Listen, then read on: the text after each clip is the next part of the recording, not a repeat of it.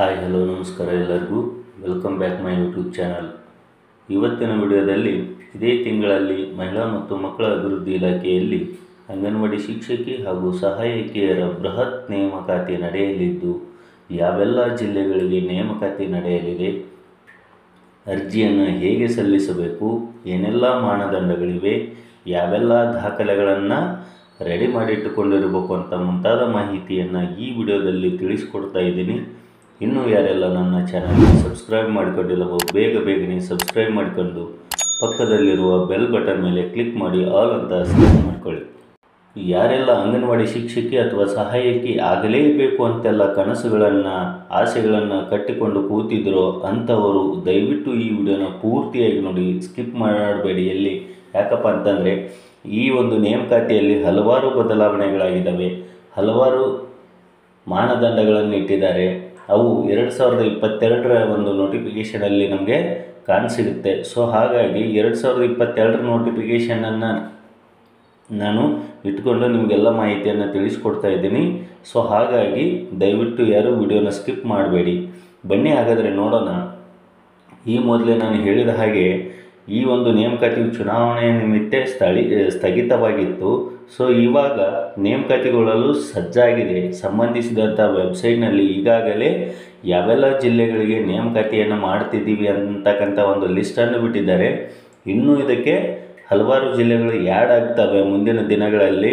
So ಈಗ ಬಿಟ್ಟಿರ್ತಕ್ಕಂತಹ ಜಿಲ್ಲೆಗಳು ಯಾವ್ಯಾವು ಮತ್ತು ಈ ಒಂದು ಜಿಲ್ಲೆಗಳಲ್ಲಿ ಯಾವಾಗ ನೇಮಕಾತಿ ಪ್ರಾರಂಭ ಆಗ್ತವೆ ಅಂತ ನಾವು ನೋಡೋದಾದರೆ ಜುಲೈ ತಿಂಗಳಲ್ಲೇ ಪ್ರಾರಂಭ ಆಗ್ತವೆ. ಸೊ ನೋಡ್ತಾ ಹೋಗೋಣ ಯಾವ್ಯಾವ ಜಿಲ್ಲೆಗಳಿದಾವೆ ಅಂತ. ಮೊದಲಿಗೆ 1ನೇ ನಂಬರ್ ಕಾಣುತ್ತಲ್ಲ, ಇಲ್ಲಿ ಸೆಲೆಕ್ಟ್ ಡಿಸ್ಟಿಕ್ ಅಂತ ಏನು ಕಾಣ್ತಾ ಇದೆ, ಅದರ ಮೇಲೆ ನಾವು ಸೆಲೆಕ್ಟ್ ಡಿಸ್ಟಿಕ್ ಅಂತ ಸೆಲೆಕ್ಟ್ ಮಾಡ್ಕೊಂಡ್ರೆ ಈ ಥರ ಯಾವ್ಯಾವ ಜಿಲ್ಲೆಗಳಿಗೀಗ ಅಪ್ಲೋಡ್ ಮಾಡಿದ್ರೆ ಅವೆಲ್ಲ ಜಿಲ್ಲೆಗಳು ಬರ್ತಿದ್ದಾವೆ. ಸೊ ಬಾಗಲಕೋಟ ಕನ್ಫರ್ಮ್ ಮಾಡ್ತಾರೆ, ಬೆಂಗಳೂರು ಅರ್ಬನ್ನು, ಬೆಂಗಳೂರು ರೂರಲ್ಲು, ಬೆಳಗಾವಿ, ಬಳ್ಳಾರಿ, ಬೀದರು, ವಿಜಯಪುರ, ಚಿತ್ರದುರ್ಗ, ಕಲಬುರ್ಗಿ, ಹಾಸನ, ಹಾವೇರಿ, ಅದೇ ರೀತಿಯಾಗಿ ಕೋಲಾರ, ಕೊಪ್ಪಳ, ರಾಯಚೂರು, ಶಿವಮೊಗ್ಗ, ತುಮಕೂರು. ನೀವಿಲ್ಲಿ ಈ ನೋಟಿಫಿಕೇಶನ್ ಅನ್ನ ನೋಡ್ತಿರ್ಬೋದು. ಅಂಗನವಾಡಿ ಕಾರ್ಯಕರ್ತೆಯರ ಅಥವಾ ಸಹಾಯಕಿಯರನ್ನ ಆಯ್ಕೆ ಮಾಡಲು ಹೊರಡಿಸಿರ್ತಕ್ಕಂಥ ಮಾರ್ಗಸೂಚಿಗಳನ್ನ ಪರಿಷ್ಕರಿಸುವ ಬಗ್ಗೆ ಅಂತ ಒಂದು 2022ರಲ್ಲಿ ಅಂದ್ರೆ ಡೇಟ್ 3/12/2022ರಂದನ ಅವ್ರು ಏನ್ ಮಾಡ್ತಾರೆ, ಒಂದು ನೋಟಿಫಿಕೇಶನ್ ಅನ್ನ ಹೊರಡಿಸ್ತಾರೆ.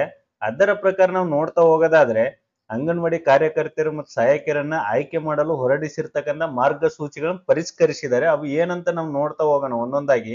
ಅಂಗನವಾಡಿ ಕಾರ್ಯಕರ್ತೆ ಮತ್ತು ಸಹಾಯಕರ ಹುದ್ದೆಯ ಒಂದು ಆಯ್ಕೆಯ ಮಾನದಂಡಗಳೇನು, ಅವರ ಒಂದು ಅರ್ಹತೆ ಏನಾಗಿರ್ಬೇಕು ಅಂತ ನೋಡೋದಾದ್ರೆ ಅವರು ಕಡ್ಡಾಯವಾಗಿ ಮಹಿಳೆಯರಾಗಿರ್ಬೋದು ಅಥವಾ ಲಿಂಗ ಅಥವಾ ಅಲ್ಪಸಂಖ್ಯಾತ ಮಹಿಳೆಯರು ಅರ್ಜಿಯನ್ನ ಸಲ್ಲಿಸಲಿಕ್ಕೆ ಅರ್ಹರಾಗಿರ್ತಾರೆ. ಸೊ ಈ ಒಂದು ಅಂಗನವಾಡಿ ಸಹಾಯಕಿ ಆಗಿರ್ಬೋದು ಅಥವಾ ಅಂಗನವಾಡಿ ಶಿಕ್ಷಕಿ ಹುದ್ದೆಗೆ ವಯೋಮಿತಿ ಏನಾಗಿರ್ಬೇಕು, ಅವ್ರ ವಯಸ್ಸು ಎಷ್ಟಾಗಿರ್ಬೇಕು, ಕನಿಷ್ಠ ಎಷ್ಟು ವಯಸ್ಸಾಗಿರ್ಬೇಕು, ಗರಿಷ್ಠ ಎಷ್ಟು ವಯಸ್ಸಾಗಬೇಕು ಅಂತ ನಾವು ನೋಡೋದಾದ್ರೆ ಅಂಗನವಾಡಿ ಕಾರ್ಯಕರ್ತೆ ಅಥವಾ ಸಹಾಯಕರ ಹುದ್ದೆಗೆ ಅರ್ಜಿ ಸಲ್ಲಿಸಲು ಕನಿಷ್ಠ 19 ವರ್ಷ ಆಗಿರ್ಬೇಕು. ಅವ್ರಿಗೆ ಕನಿಷ್ಠ ಎಷ್ಟು 19 ವರ್ಷ ಆಗಿರ್ಬೇಕು, ಗರಿಷ್ಠ 35 ವರ್ಷ ಆಗಿರ್ಬೇಕು. ಇಲ್ಲಿ ಎಲ್ಲರಿಗೂ ಗೊಂದಲ ಇದೆ. ಇಲ್ಲಿ ಏನಪ್ಪಾ ಅಂದ್ರೆ 45 ವರ್ಷ 40 ವರ್ಷ ಅಂತ ಅನ್ಕೊಂಡಿದ್ದೀರಾ. ಸೊ ಅಷ್ಟು ವರ್ಷ ಇಲ್ಲ ಇಲ್ಲಿ. ಸೊ ಕನಿಷ್ಠ 19 ವರ್ಷ, ಗರಿಷ್ಠ 35 ವರ್ಷ ಮಾತ್ರ ಅದ್ರ ಒಳಗಿರ್ತಕ್ಕಂತಹ ಮಹಿಳೆಯರು ಈ ಒಂದು ಅರ್ಜಿಯನ್ನ ಸಲ್ಲಿಸಲಿಕ್ಕೆ ಅರ್ಹರಾಗಿರ್ತಾರೆ. ಸೊ ಒಂದು 10 ವರ್ಷದ ಒಂದು ವಯೋಮಿತಿ ಸಡಲಿಕೆ ಇದೆ. ಅದು ಯಾರಿಗಪ್ಪ ಅಂತಂದ್ರೆ PH ಇರ್ತಕ್ಕಂಥ ಹೆಣ್ಣು ಮಕ್ಕಳಿಗೆ 10 ವರ್ಷಗಳ ಸಡಲಿಕೆ ಇದೆ. ಅಂದ್ರೆ 45 ವರ್ಷದವರೆಗೂ ಕೂಡ ಅವರು PH ಇರ್ತಕ್ಕಂಥ ಹೆಣ್ಮಕ್ಳು ಇದಕ್ಕೆ ಅರ್ಜಿಯನ್ನ ಸಲ್ಲಿಸಬಹುದಾಗಿದೆ.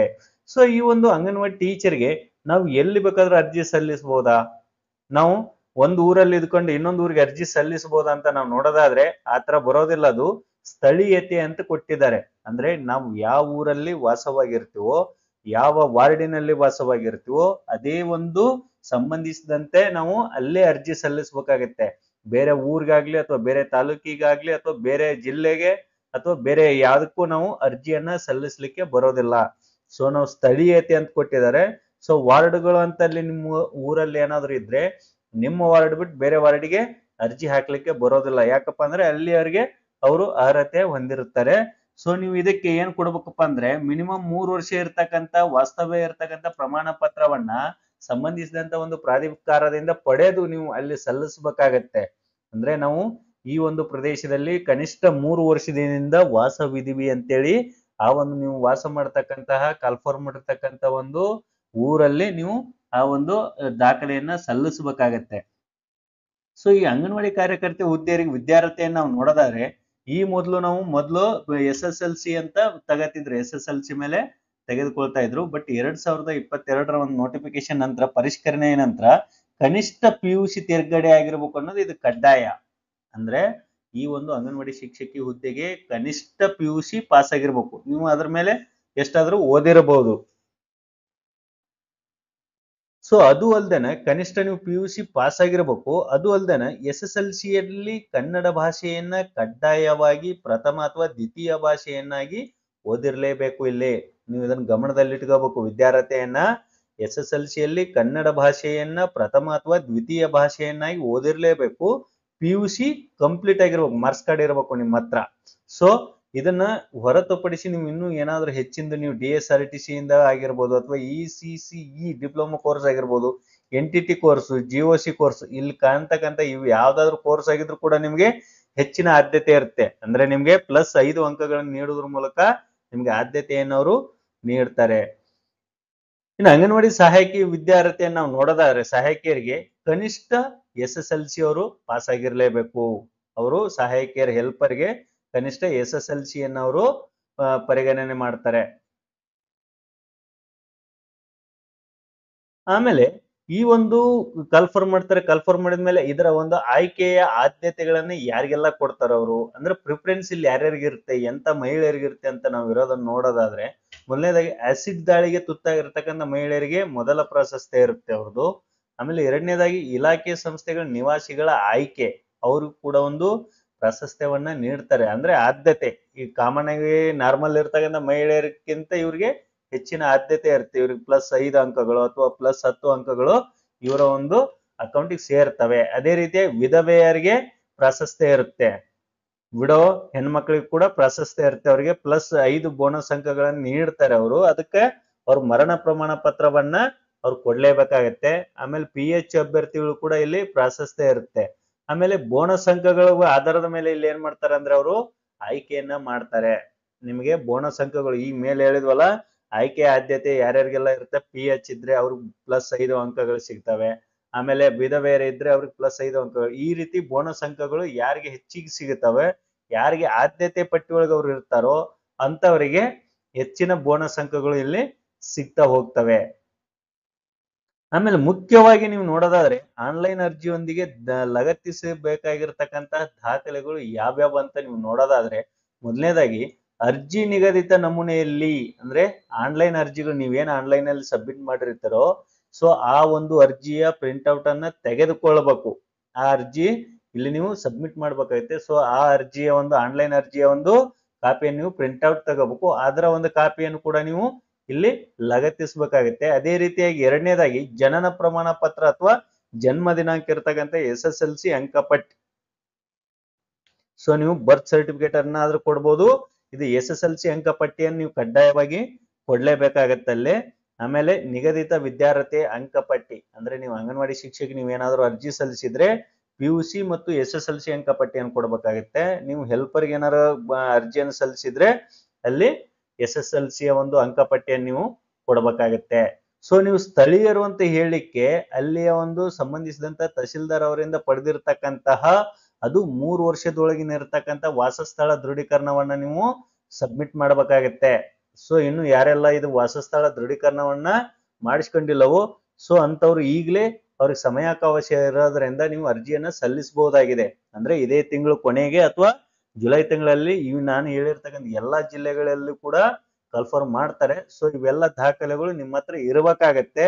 ಸೊ ತಹಶೀಲ್ದಾರ್ ಅವರಿಂದ ಪಡೆದಿರ್ತಕ್ಕಂಥ ವಾಸಸ್ಥಳ ದೃಢೀಕರಣ ಬೇಕಾಗತ್ತೆ. ಅದೇ ರೀತಿಯಾಗಿ ಅಭ್ಯರ್ಥಿಯ ಜಾತಿ ಪ್ರಮಾಣ ಪತ್ರ ಇದು ಮುಖ್ಯವಾಗಿ ನಿಮ್ಮ ಹತ್ರ ಇರಬೇಕಾಗತ್ತೆ. ಯಾಕಂದ್ರೆ ಅಲ್ಲೇ ಕಾಸ್ಟ್ ವೈಸು ರೋಸ್ಟರ್ ಪ್ರಕಾರ ಕನ್ಫರ್ಮ್ ಮಾಡಿರ್ತಾರೆ ಯಾವ ಜಾತಿಗೆ ಎಷ್ಟು ಅಂತೇಳಿ. ಸೊ ನೀವು ಇದನ್ನ ಕೊಟ್ರೆ ಮಾತ್ರ ನಿಮ್ಗೆ ಅದು ಕೌಂಟ್ ಆಗತ್ತೆ. ನಂತರ ನೀವು ಏನಾದ್ರೂ ವಿಧವೆಯರಾಗಿದ್ರೆ ಪತಿಯ ಮರಣ ಪ್ರಮಾಣ ಪತ್ರವನ್ನು ನೀವು ಕೊಡ್ಬೇಕಾಗತ್ತೆ. ಹಾಗೂ ವಿಧವಾ ಪ್ರಮಾಣ ಪತ್ರವನ್ನ ನೀವು ಇಟ್ಕೊಂಡಿರ್ಬೇಕಾಗತ್ತೆ. ವಿಧವಾ ಪ್ರಮಾಣ ಪತ್ರ ಅಂತ ಕೊಡ್ತಾರೆ ತಹಸೀಲ್ದಾರ್ ಅವರು. ಸೊ ನೀವು ಅದನ್ನ ಕೂಡ ತೆಗೆದುಕೊಂಡಿರ್ಬೇಕು. ಆಮೇಲೆ ನೀವು PH ಇದ್ರೆ ನಿಮ್ಮ ಒಂದು ಸಂಬಂಧಿಸಿದಂತ ಪ್ರಮಾಣ ಪತ್ರ ಇರಬೇಕಾಗತ್ತೆ. ಆಮೇಲೆ ನೀವು ಏನಾದ್ರೂ ಡಿವೋರ್ಸಿ ಆಗಿದ್ರೆ ಅಂದ್ರೆ ವಿಚ್ಛೇದನವನ್ನ ಪಡೆದುಕೊಂಡಿದ್ರೆ ಅದಕ್ಕೆ ಸಂಬಂಧಿಸಿದಂತಹ ನ್ಯಾಯಾಲಯ ನೀಡ್ತಕ್ಕಂತ ಪ್ರಮಾಣ ಪತ್ರವನ್ನ ನೀವು ಸಲ್ಲಿಸಬೇಕಾಗತ್ತೆ. ಅದೇ ರೀತಿಯಾಗಿ ಕರ್ನಾಟಕದ ರಾಜ್ಯದಲ್ಲಿ ವಾಸವಾಗಿರ್ತಕ್ಕ ಮಾಜಿ ದೇವದಾಸಿಯರ ಮಕ್ಕಳು ಅವ್ರು ಏನಾದ್ರು ಇದ್ರೆ ಅದಕ್ಕೆ ಸಂಬಂಧಿಸಿದಂತಹ ಒಂದು ಅಭಿವೃದ್ಧಿ ನಿಗಮದಿಂದ ಕೊಟ್ಟಿರ್ತಕ್ಕಂಥ ಪ್ರಮಾಣ ಪತ್ರವನ್ನು ಕೂಡ ನೀವು ಇಲ್ಲಿ ಸಲ್ಲಿಸಬೇಕಾಗತ್ತೆ. ಅದೇ ರೀತಿ PDP ಯೋಜನಾ ನಿರಾಶ್ರಿತರಾಗಿದ್ರೆ ತಹಸೀಲ್ದಾರ್ ಅವರಿಂದ ಪಡೆದಿರ್ತಕ್ಕಂಥ ದೃಢೀಕರಣ ಕೊಡಬೇಕಾಗತ್ತೆ. ಇವಿಷ್ಟ ಅಲ್ಲದೆ ಆಧಾರ್ ಕಾರ್ಡ್, ಮತದಾರ ಗುರುತಿನ ಚೀಟಿ, ಎಪಿಕ್ ಕಾರ್ಡು, ರೇಷನ್ ಕಾರ್ಡು ಇಷ್ಟರಲ್ಲಿ ಯಾವ್ದಾದ್ರು ಒಂದನ್ನ ನೀವು ಇಟ್ಕೊಂಡಿರ್ಬೇಕಾಗತ್ತೆ. ಈ ಮೇಲೆ ಹೇಳಿರ್ತಕ್ಕಂಥ ಎಲ್ಲಾ ದಾಖಲೆಗಳನ್ನ ನೀವು ಏನ್ ಮಾಡ್ಬೇಕಪ್ಪ ಅಂದ್ರೆ ಗೆಸ್ಟೆಡ್ ಆಫೀಸರ್ ಯಾರು ಇರ್ತಾರೋ, ಗ್ರೀನ್ ಹೋಲ್ಡರ್ ಯಾರು ಇರ್ತಾರೋ, ಸೈನ್ ಮಾಡ್ತಾರಲ್ಲ ಅವ್ರ ಕಡೆಯಿಂದ ಎಲ್ಲಾ ದಾಖಲೆಗಳನ್ನ ಏನ್ ಮಾಡ್ಬೇಕು, ದೃಢೀಕರಿಸಿ ಸಲ್ಲಿಸ್ಬೇಕು. ನೀವು ಎಲ್ಲರ ಕಡೆಯಿಂದ ಎಲ್ಲಾ ದಾಖಲೆಗಳಿಗೂ ಅಟೆಸ್ಟೆಡ್ ಮಾಡಿಸಿ ನೀವು ಅಲ್ಲಿ ಸಲ್ಲಿಸ್ಬೇಕಾಗತ್ತೆ. ಎಲ್ಲಿ ಸಲ್ಲಿಸ್ಬೇಕು ಅಂದ್ರೆ ಇದು ನಿಮ್ಮ ಒಂದು ಸಂಬಂಧಿಸಿದಂತಹ CDPO ಆಫೀಸಿಗೆ ನೀವು ಅಲ್ಲಿ ಸಲ್ಲಿಸ್ಬೇಕಾಗತ್ತೆ. ಇಲ್ಲಾಂದ್ರೆ ಅವ್ರು ಕೂಡ ಅದನ್ನ ತೆಗೆದುಕೊಳ್ತಾರೆ ಅದನ್ನ ಆನ್ಲೈನ್ ಅಲ್ಲಿ. ಸೊ ಅದೇ ರೀತಿಯಾಗಿ ಆಯ್ಕೆ ವಿಧಾನ ಹೆಂಗಿರುತ್ತಪ್ಪ ಅಂದ್ರೆ ನೀವು ಅರ್ಜಿ ಸಲ್ಲಿಸಿದಾದ್ಮೇಲೆ ತಿಂಗಳ ಒಂದು ಸಮಯಾವಕಾಶ ಕೊಟ್ಟಿರ್ತಾರೆ ಅರ್ಜಿ ಸಲ್ಲಿಸ್ಲಿಕ್ಕೆ. ಅದಾದ ನಂತರ 7 ದಿನಗಳೊಳಗಾಗಿ ಅವರು ಅಲ್ಲಿ ಸಮಿತಿಯನ್ನು ಸೇರ್ತಾರೆ. ಎಲ್ಲಿ ಜಿಲ್ಲಾ ಹಂತದಲ್ಲಿ ಕೆಲಸದ ಅವಧಿಯ ಒಂದು 7 ದಿನಗಳಲ್ಲಿ ಅವರು ಸಭೆಯನ್ನು ಸೇರಿ ಅಲ್ಲಿ ಎಲ್ಲ ರೋಸ್ಟರ್ ಪ್ರಕಾರ, ಕಾಸ್ಟ್ ವೈಸ್ ಪ್ರಕಾರ, ಆದ್ಯತೆ ಪ್ರಕಾರ ಅದನ್ನೆಲ್ಲ ನಿಯಮಾನುಸಾರ ಅವರು ಚೆಕ್ ಮಾಡ್ತಾರೆ. ಸೊ ಚೆಕ್ ಮಾಡಿ ಅವರು ತೀರ್ಮಾನವನ್ನ ತೆಗೆದುಕೊಳ್ತಾರೆ. ಸೊ ಇದು ಆಯ್ಕೆ ಸಮಿತಿ ಈ ರೀತಿ ಇರುತ್ತೆ. ಇದರ ಅಧ್ಯಕ್ಷರು ಜಿಲ್ಲಾಧಿಕಾರಿ ಆಗಿರ್ತಾರೆ. ಹಾಗೆ CS ಇವರು ಇರ್ತಾರೆ, ಮುಖ್ಯ ಕಾರ್ಯನಿರ್ವಾಹಕ ಅಧಿಕಾರಿಗಳು ಇರ್ತಾರೆ, ಜಿಲ್ಲಾ ಸಮಾಜ ಕಲ್ಯಾಣ ಅಧಿಕಾರಿಗಳು ಇರ್ತಾರೆ ಇಲ್ಲಿ. ಆಮೇಲೆ ಯಾವ್ದಾದ್ರು ಪಾಲಿಕೆ ಒಬ್ರು ಸದಸ್ಯರು ಕೂಡ ಇರ್ತಾರೆ. ಉಪನಿರ್ದೇಶಕರು ಇರ್ತಾರೆ, ಸಾರ್ವಜನಿಕ ಶಿಕ್ಷಣ ಇಲಾಖೆಯ ಉಪನಿರ್ದೇಶಕರು ಕೂಡ ಇದರ ಸದಸ್ಯರಾಗಿರ್ತಾರೆ. ಮಹಿಳಾ ಮತ್ತು ಮಕ್ಕಳ ಅಭಿವೃದ್ಧಿ ಇಲಾಖೆಯ ಉಪನಿರ್ದೇಶಕರು ಕೂಡ ಇದಕ್ಕೆ ಸದಸ್ಯ ಕಾರ್ಯದರ್ಶಿಗಳಾಗಿರ್ತಾರೆ. ಈ ರೀತಿಯಾಗಿ ಅಂಗನವಾಡಿ ಶಿಕ್ಷಕಿಯರಿಗೆ ಒಂದು ಆಯ್ಕೆ ಸಮಿತಿ ಇದಾಗಿರುತ್ತೆ. ಸೊ ಹಾಗಾಗಿ ನೀವು ಇದರಲ್ಲಿ ಮುಖ್ಯವಾಗಿ ನೀವು ಮಾಡ್ಬೇಕಾಗಿದ್ದೇನಪ್ಪಾ ಅಂದ್ರೆ ಇಲ್ಲಿ ಹೇಳಿರ್ತಕ್ಕಂತಹ ಎಲ್ಲ ದಾಖಲೆಗಳನ್ನ ತೆಗೆದುಕೊಂಡು ಅವಕ್ಕೆ ಅಟೆಸ್ಟೆಡ್ ಮಾಡಿ ನೀವು ಆನ್ಲೈನ್ ಅನ್ನ ಸಬ್ಮಿಟ್ ಮಾಡ್ಬೇಕಾಗತ್ತೆ. ಇಲ್ಲಿ ಎಲ್ಲ ಅರ್ಜಿಗಳೊಂದಿಗೆ ಇವನ್ನ ಸಬ್ಮಿಟ್ ಮಾಡ್ಬೇಕಾಗುತ್ತೆ. ಇದಿಷ್ಟು ಮಾಹಿತಿ ಆಗಿತ್ತು. ನೆಕ್ಸ್ಟ್ ತಿಂಗಳಲ್ಲಿ ಇದನ್ನ ಕನ್ಫರ್ಮ್ ಮಾಡಿದ ನಂತರ ಆನ್ಲೈನ್ ಅರ್ಜಿಯನ್ನ ಯಾವ ರೀತಿ ಸಲ್ಲಿಸಬೇಕು ಅಂತಕ್ಕಂಥ ಮಾಹಿತಿಯನ್ನ ನಾನು ನೀಡ್ತೀನಿ. ಈ ವಿಡಿಯೋ ಒಂದು ವೇಳೆ ನಿಮ್ಗೆ ಇಷ್ಟ ಆಗಿದ್ರೆ ದಯವಿಟ್ಟು ಲೈಕ್ ಮಾಡಿ, ಶೇರ್ ಮಾಡಿ, ಹಾಗೆ ಸಬ್ಸ್ಕ್ರೈಬ್ ಮಾಡಿ ಅಂತ ಹೇಳ್ತಾ ಎಲ್ಲರಿಗೂ ವಂದನೆಗಳು.